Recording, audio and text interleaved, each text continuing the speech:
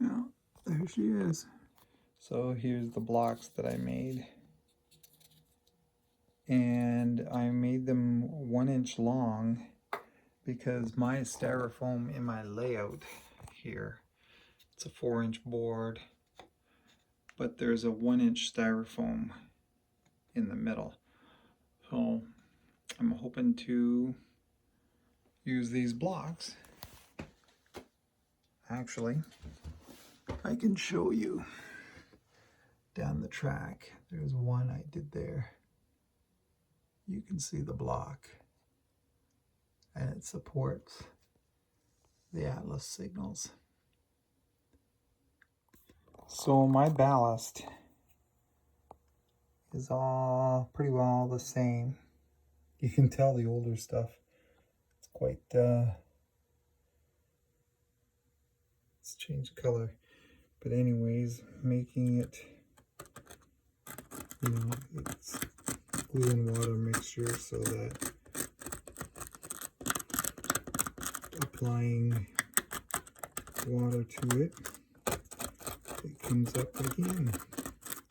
And this has been years, so it should come up pretty good.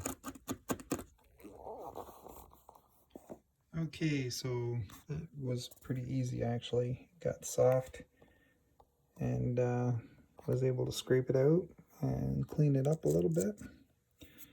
And I just need to check that I got enough space for this. I think I'm going to put it right up against the board for stability. So that should be pretty good. Now all I got to do is dig down 1 inch in the styrofoam and go from there. I can definitely lower and raise this up as needed. I thought I'd give you a quick picture here of taking out the styrofoam. So I'm just using a small screwdriver in here, stabbing it into the styrofoam, and then I'm just gonna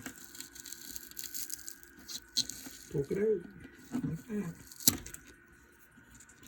One piece at a time, and it didn't cost me a dime. Entertainment's for free, by the way. So that's what I'm doing. Now I know I got a piece of wood underneath because that's where one of the pieces that give it support under the layout. So I'm gonna have to eventually drill a hole through that to get the wires through. Should be pretty easy. So while I'm working on this, I got a train coming through, so we gotta stop work. Ooh.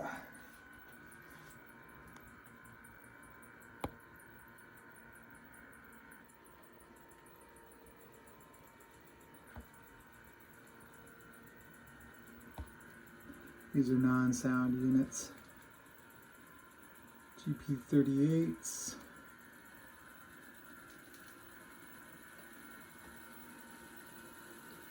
Two GP38s. Flat car. Here's my camera car. That one's under progress right now. You can see it's a little disarrayed. It works great. GP40, is it? Does it say 40 there? Can't remember. 40. That's a 38 for sure. Oh, wait a minute. That's a 38 radiator head. 38, 38, and 40 here at the end. First two were in Atlas units, and these are, I believe, Athearn yellow and blue boxes. So, track cleaning car. Yeah. Okay, they're gone by. We can resume work. Okay, the hole's cleaned out. You can see the bottom down to the frame. And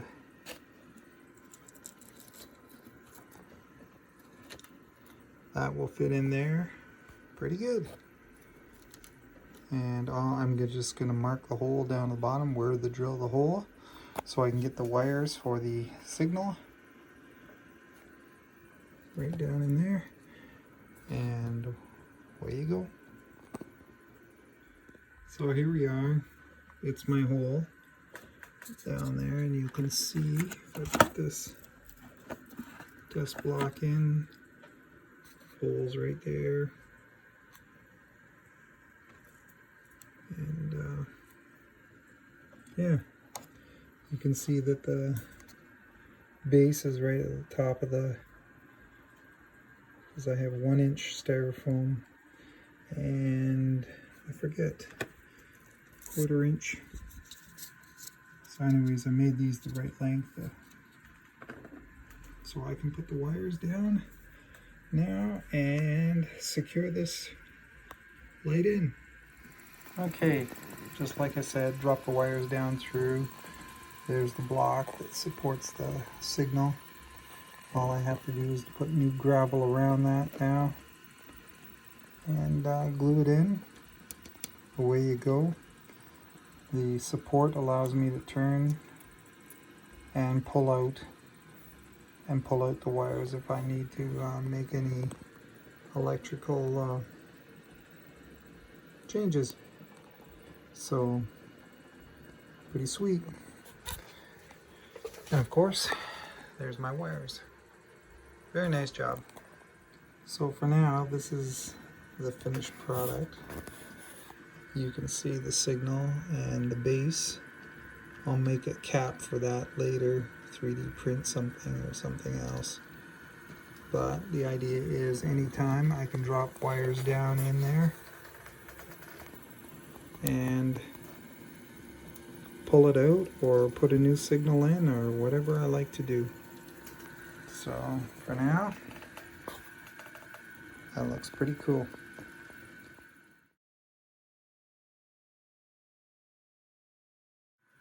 Part 2, the electrical part.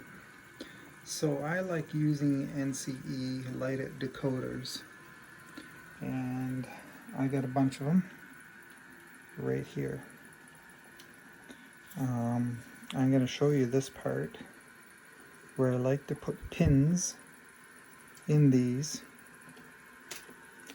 so that, I'll show you in this one here, I like putting pins in them so that I can quickly disconnect and connect in there. And eventually I can put up to 8 in a 3D printed box, and you can see the programmed accessory Light-It decoder number, and there's the other part of the box that it sits in.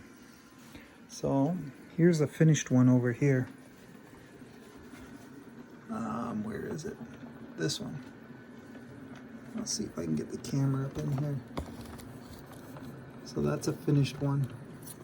Looks super neat. I like doing my own plugs, so if there's a problem, I can easily pull it out and fix it. So I'll show you some steps on this electrical phase. See, here's my NCE decoder Light-It boards. Light-It boards. So I like to solder these pins on the 4 corners. These are just straight pins you can get, snip them off. So I like to put them on the 4 corners and the pins for the colored ground and the colored lights. So that way I can slide on. I'll show you these. This is what I use. This is what I use. I get a bunch of these. I use the female ends of these things. Here they are. And I slide these on. That way I'm capable of quickly programming and replacing these Light-It decoders. I like to make everything really accessible to fix if need be. Okay, let's get started. So here's a quick look at an NCE decoder, Light-It decoder with the 4 pins. So those are for power, and you can daisy chain them onto another one with this. So I need to put the,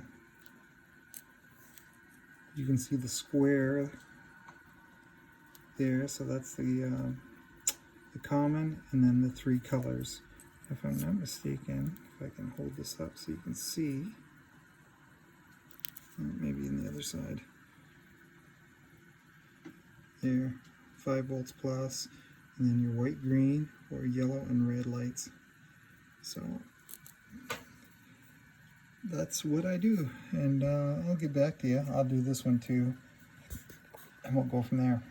Okay, I got the 2 of them done, as you can see, 4 corner pins for the power, and then the common and colored lights, red, yellow, green for each one.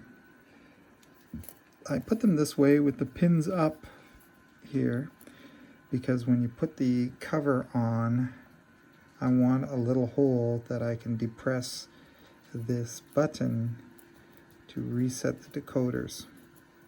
So that's what that's for, and that's why I did them this way.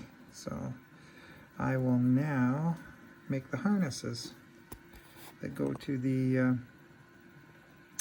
plug. So basically, when these things are in the 3D printed holder, this is how it goes. So you can see gray and white, the power, and then the colored lines coming out. I need to get a black one yet, so it'll look like this too, identical. And then I just take them up to the lights. Away we go, hooray! Getting closer. While I'm at this stage, I'm gonna program it. Makes it a lot easier when it's on the bench. So I just connect it to my programming track, or sorry, mainline track right here, and put the decoder in listening mode, and then give it a command and it'll be good. Okay, so after programming this Light-It decoder, I took them over and I soldered them, took the plug off this end here, took a plug off, soldered them right on. I was going to put a plug on there, but it's a lot easier just to nip that off and put the plug on. But anyways, so turn it on. Decoder's working, and I got one light going. So pretty good. It's not too hard really. So okay, get the other one on and away we go. So this is going to be it for now until I get the black box 3D printed. As you can see, power going into the decoder, Light-It decoder, and then the 3 coming out up to the signal. Away you go. Now you can control it on the fly, so I know this is a little temporary for now, but it's up and working. So now I can do some programming. Now, there she is. Ready to go. Last job. Now to just clean that up a little later on. So as soon as I get some 3D printing stuff done,